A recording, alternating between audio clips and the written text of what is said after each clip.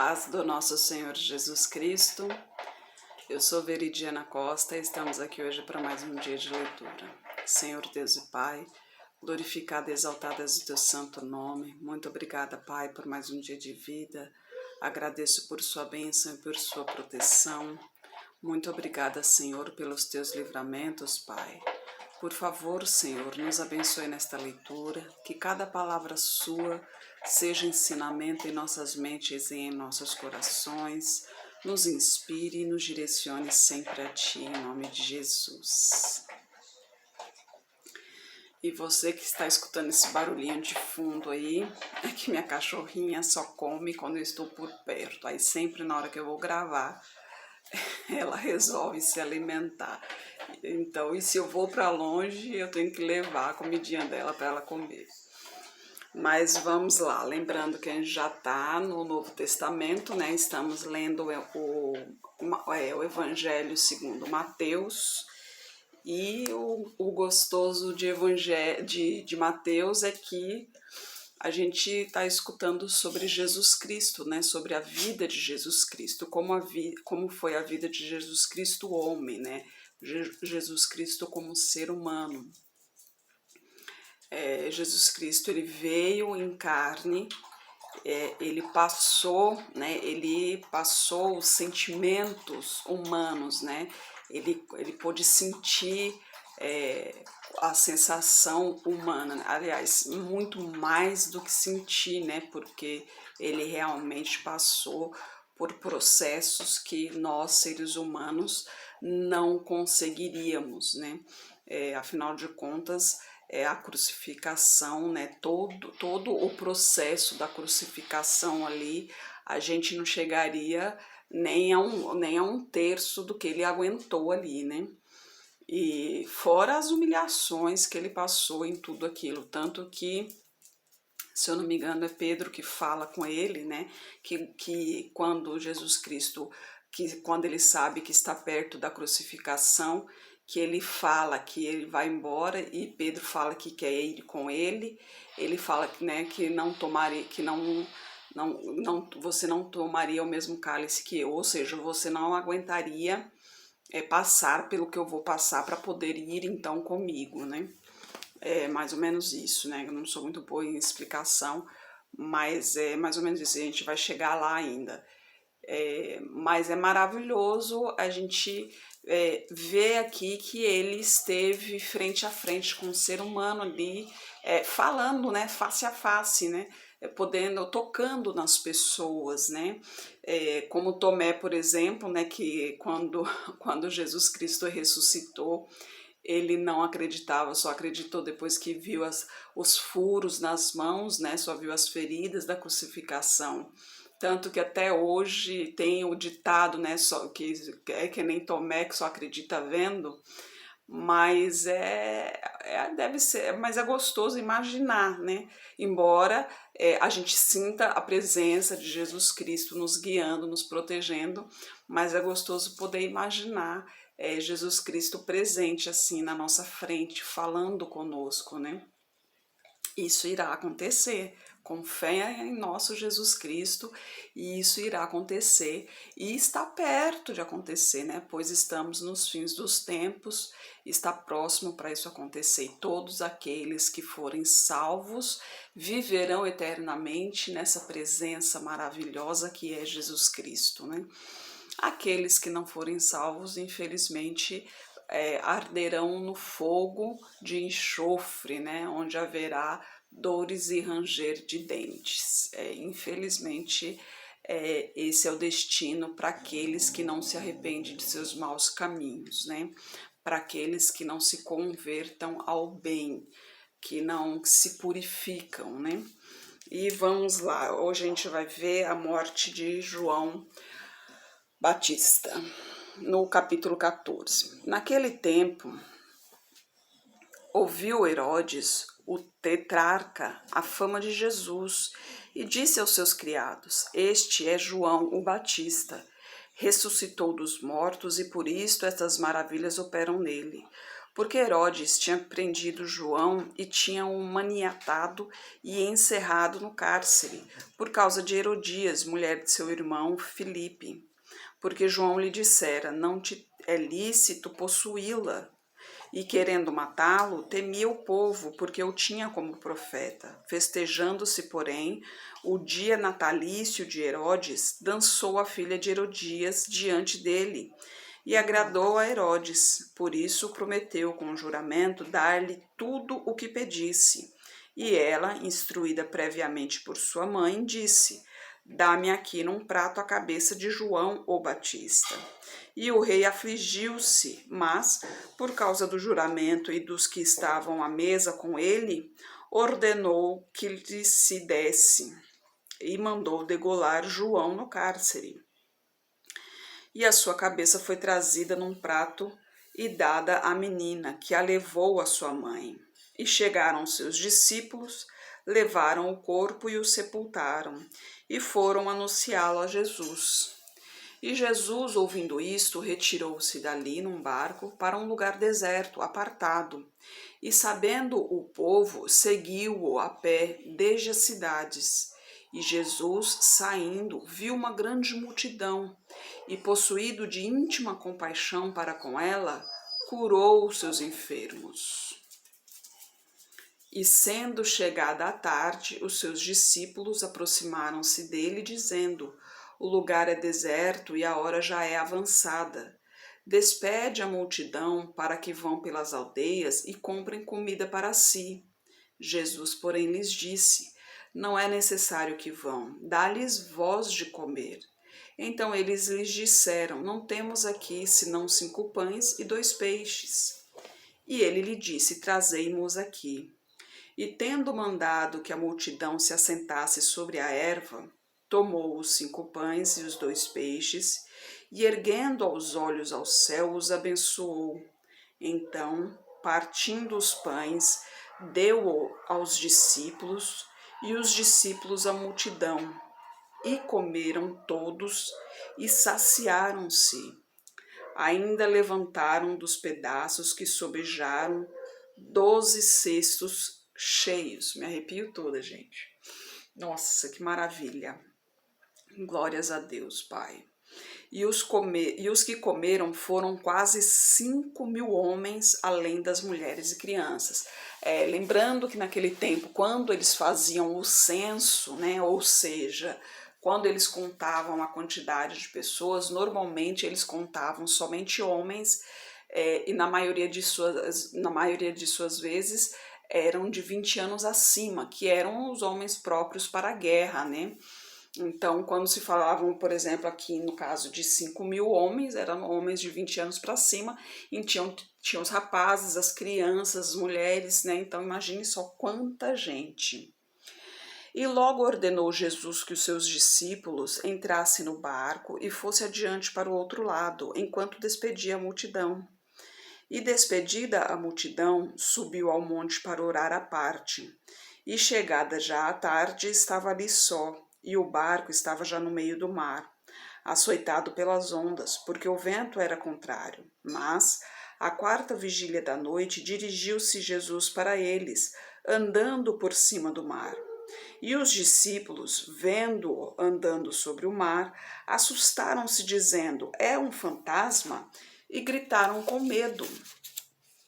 Imagina só você de madrugada no meio do mar e de repente vê uma pessoa andando sobre as águas, né? Jesus, porém, lhes falou logo dizendo: tende bom ânimo, sou eu, não temais. E respondeu-lhe Pedro e disse: Senhor, se és tu, manda-me ir ter contigo por cima das águas. E ele disse: vem. E Pedro, descendo do barco, andou sobre as águas para ir ter com Jesus. Mas, sentindo o vento forte, teve medo. E, começando a ir para o fundo, clamou, dizendo: Senhor, salva-me. E logo Jesus, estendendo a mão, segurou-o e disse-lhe: homem de pouca fé, por que duvidastes? Aqui uma coisa interessante, né, para a gente refletir. Jesus Cristo é o nosso guia, ele é o nosso foco. quando a gente segue Jesus Cristo, a gente não pode tirar o foco dele. Porque se a gente for prestar atenção à nossa volta, é um turbilhão à nossa volta querendo nos derrubar.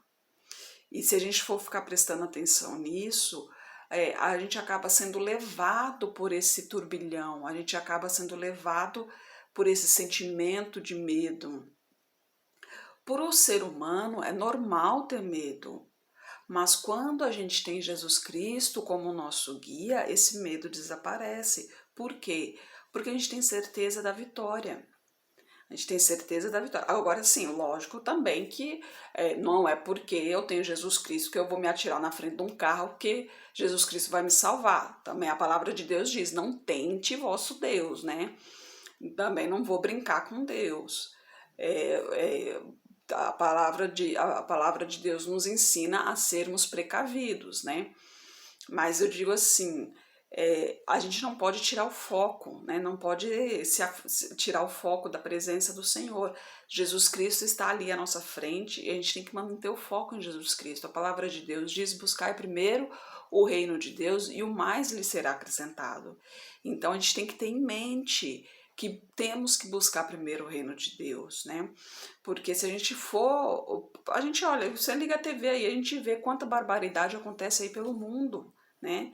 E se a gente for prestar atenção em tudo, se a gente for se a gente for pensar em tudo o que acontece à nossa volta, a gente se desanima, a gente se desespera, porque realmente o mundo ele está se acabando de tal maneira que é assustador, realmente é assustador.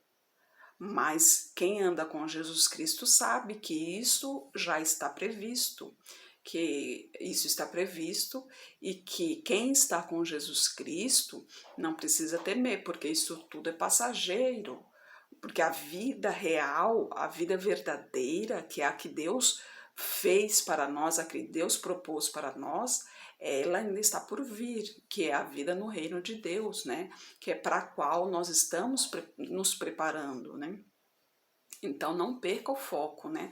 Nunca saia da presença de Cristo. Permaneça firme na presença do Senhor.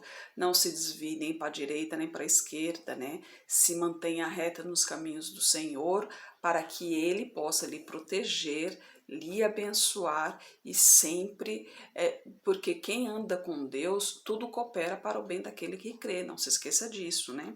E a gente continua aqui no versículo 32. E quando subiram para o barco, acalmou o vento. Então aproximaram-se os que estavam no barco e adoraram-no, dizendo, és verdadeiramente o Filho de Deus. E tendo passado para o outro lado, chegaram à terra de Genezaré. E quando os homens daquele lugar o conheceram, mandaram por todas aquelas terras em redor e trouxeram-lhe todos os que estavam enfermos e rogavam-lhe que ao menos eles pudessem tocar a orla da sua roupa. E todos os que a tocavam ficavam sãos. Olha a fé, mais uma vez, aí movendo montanhas, né? Porque pediam, não precisava nem que lhe impôsse as mãos, né? Pediam somente para tocar em suas vestes, pois a fé já dizia que apenas tocando em suas vestes se curariam. Lembram da mulher com a hemorragia por 18 ou 12 anos, uma coisa assim? Lembra? Ela teve isso em mente também, eu só preciso tocar na orla da veste dele, na pontinha da roupa dele. Na pontinha da roupa de Jesus Cristo, que eu serei curada.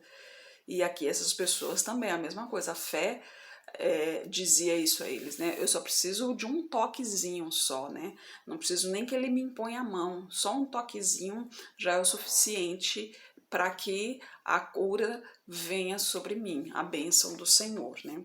E Jesus e a traição dos fariseus no capítulo 15. Então chegaram ao pé de Jesus uns escribas e fariseus de Jerusalém, dizendo, por que transgridem os teus discípulos a tradição dos anciãos, pois não lavam as mãos quando comem pão? Jesus, porém, respondendo, disse-lhes, por que transgrides vós também o mandamento de Deus pela vossa tradição?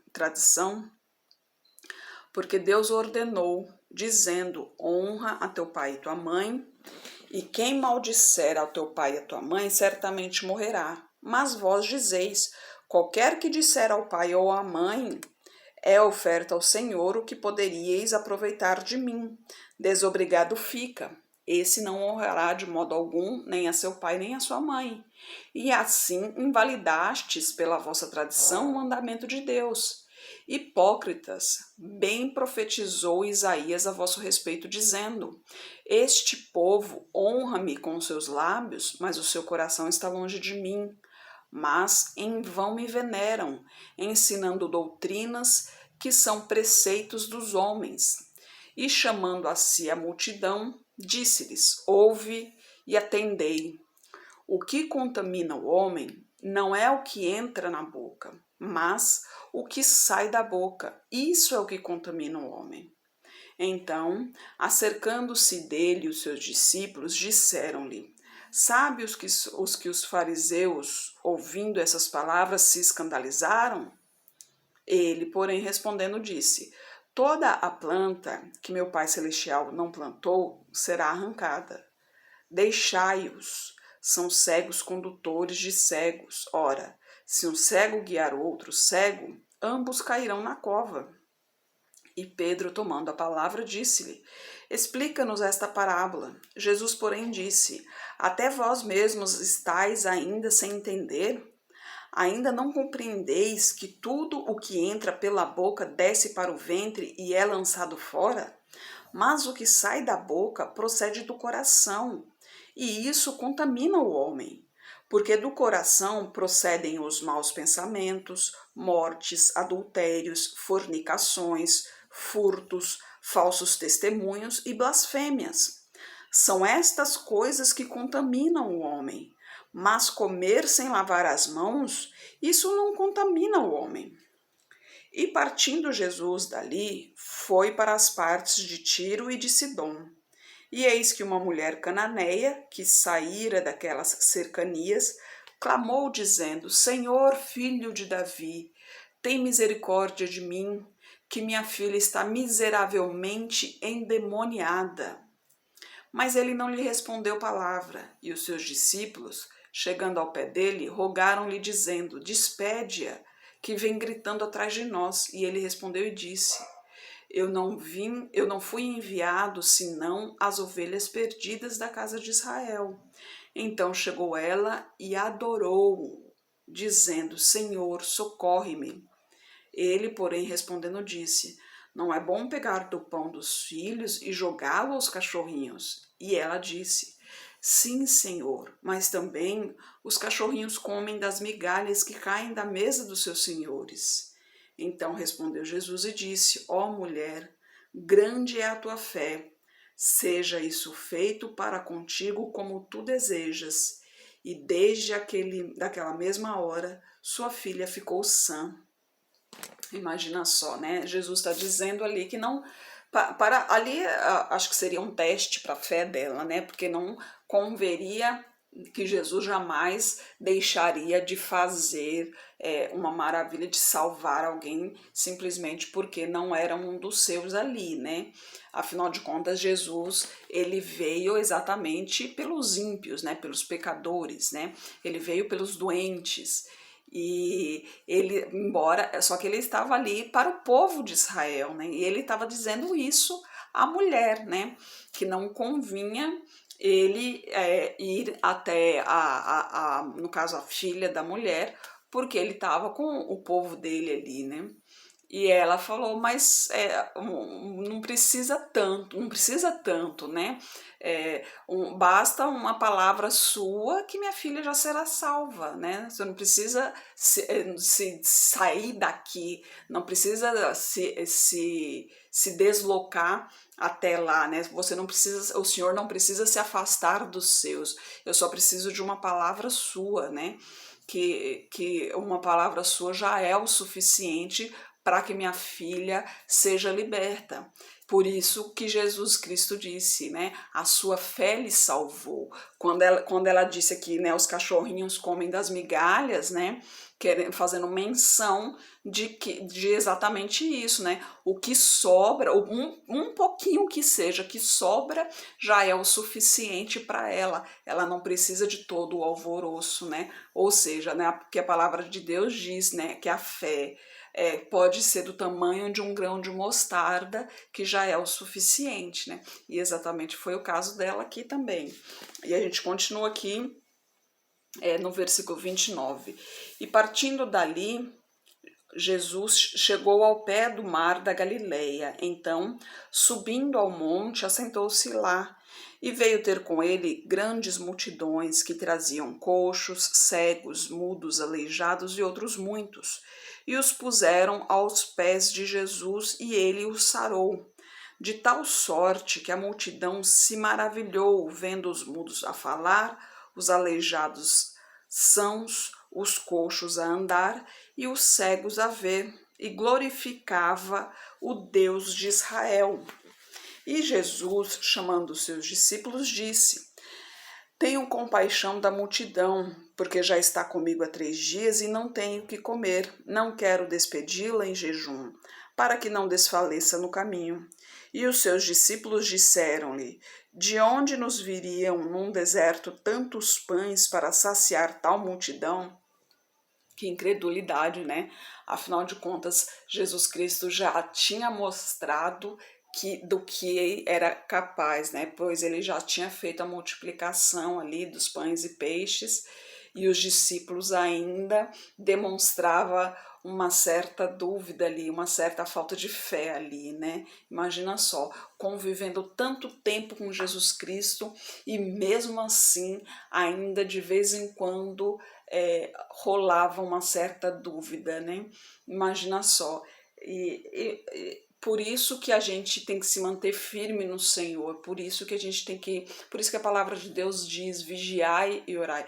Temos que vigiar o tempo todo, porque o demônio ele sempre procura uma brecha na vida da gente para colocar esse tipo de dúvida, para colocar desconfiança. Ele quer a todo custo nos afastar de Deus, nos afastar da presença de Jesus Cristo, e a gente não pode permitir isso, porque isso só vai acontecer se a gente realmente permitir. Não podemos permitir que nos afaste de Jesus Cristo, então se mantenha sempre firme no Senhor.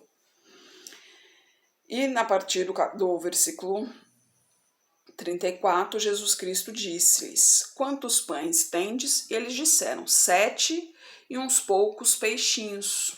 Então mandou a multidão que se assentasse no chão, tomando os 7 pães e os peixes, e dando graças, partiu-os e deu-os aos seus discípulos, e os discípulos à multidão. E olha que como ele fez da outra vez, ele fez agora, deu graças. Então nunca se esqueça, dai graças ao Senhor pelo alimento, seja muito, seja pouco, não importa, seja um filé mignon, seja um ovo, não importa. O importante é que Deus nunca deixa faltar o alimento para o seu filho, né? Aquele que anda nos caminhos do Senhor, nunca falta o pão de cada dia. Então, dai graças ao Senhor pelo alimento de cada dia, porque Deus sempre alimenta o seu filho. Lembra no deserto, né, Moisés levando aquela turma toda no deserto, o maná caía dos céus, né? O alimento caía dos céus. Mesmo assim, o povo começou a reclamar, dizendo que queria carne. O que ele fez? O que Deus fez naquele momento? Choveu codornizes, que o povo comeu, que se fartou, que se encheram todos ali, que se satisfez a todos, e ainda sobrou e muito, né? Então, Deus não deixa faltar nada para os seus filhos. E a gente continua aqui no versículo 37. E todos comeram e se saciaram, ainda levantaram do que sobrejou 7 cestos cheios de pedaços. Ora, os que tinham comido eram 4.000 homens, além de mulheres e crianças. E tendo despedido a multidão, entrou no barco e dirigiu-se ao território de Magdala. E aí, como sempre, eu prolonguei um pouquinho o vídeo e amanhã a gente vai continuar aqui, né? Que os fariseus e os saduceus pedem um sinal. Mas aqui normalmente eles pedem um sinal querendo provocar Jesus Cristo, né? E isso continua com os filhos de Deus aqui, né? Sempre quando acontece alguma coisa, por exemplo, doenças, né? Quando um filho de Deus fica doente, porque a palavra de Deus diz, né? O sol tá aí para todos, ou seja, tudo pode acontecer com qualquer um, independente de ser filho de Deus ou não, independente de ser justo ou injusto. Tudo pode acontecer. E ainda mais hoje em dia que a gente vê, né, tanto agrotóxico, poluição, né, tanta coisa que tem aí pelo mundo, que realmente as doenças são as mais variadas, né? Então, todos nós estamos expostos a qualquer tipo de doença. E quando a doença vem, quando a enfermidade vem a um filho de Deus, o demônio, o que ele faz? Ele já coloca alguém para colocar aquela dúvida na pessoa. Ué, mas você não é crente? Mas você não é um filho de Deus? Por que está doente? Né? Ali já vem o demônio querendo colocar dúvida e coloca alguém para te fazer essa pergunta. E aí é o momento de você responder. Todos nós estamos expostos aqui nesse mundo às intempéries do mundo aqui, né? Aqui é carne, carne apodrece, né? Aqui não haverá enfermidade quando estivermos no reino de Deus. Lá realmente não haverá enfermidades, não haverá fome, não haverá preocupação, não haverá angústia, não haverá raiva, não haverá pecado. Pronto, resumindo tudo, não haverá pecado, então, ou seja, será tudo mil maravilhas. Mas aqui, quem manda é o maligno aqui nesse mundo, né? O mundo jaz maligno, então, infelizmente, aqui estamos expostos a isso. Mas quem está com o Senhor, não podemos esquecer que tudo coopera para o bem daquele que crê e, principalmente, tudo depende da vontade do Senhor. A gente não sabe o porquê que isso está acontecendo, mas a gente tem que entender que se está acontecendo é porque Deus tem um propósito. Então, deixa nas mãos dele. Deixa nas mãos dele. Pode ser uma prova, pode ser um milagre assim para dar um testemunho, entendeu? Pode ser uma maneira de te fortificar, né? Porque a gente sabe que quando quando o ser humano passa por um momento difícil, quando ele, na angústia ali, na lida dura mesmo, na batalha ali, é o momento que ele mais procura a Deus, né? Porque quando tá tudo bem, é difícil, né? É difícil alguém, porque é aquele velho ditado, né? Se procura Deus ou pelo amor ou pela dor, e na maioria das vezes é pela dor. Então, a gente não sabe exatamente qual é o motivo. O que a gente pode fazer é entregar nas mãos do Senhor e deixar que Ele nos guie, e que tudo aconteça de acordo à vontade dEle. Quando a gente entrega tudo nas mãos dEle, tudo fica mais fácil.